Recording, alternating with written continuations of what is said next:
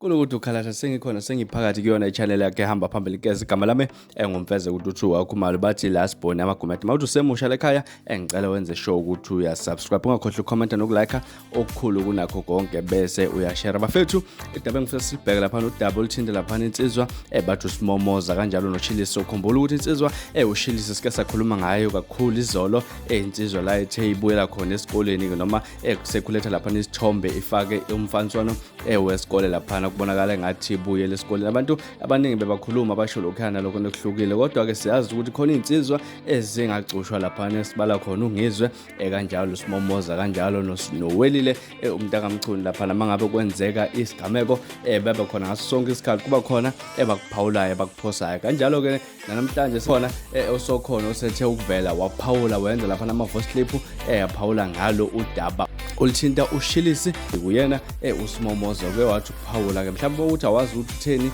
awuke ubambela uzwe ukuthi usine wazibethela wathini kanjalo lapha kuye lapha uChillis wasethela lapha igcokomelisha ngamachaphazelo mhlawumbe ukuthi awukezwe awuke ubambela ungazuthi mina sengithena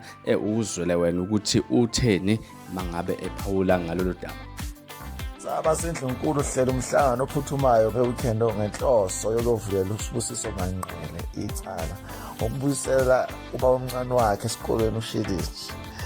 Bafethu aseneme Indlukulu ngoba ngokwazi kwethu uChillis wayegcina standard 2 ukuthi sengabuyiselwa kabanike.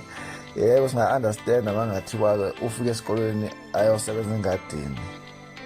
hayi ukuthi angene eklasi ngoba uChillis akaphakamisi futhi uChillis akaseyona ithaphe ukubuyisela esikoleni uChillis sebelinda uJesu ukuthi abuye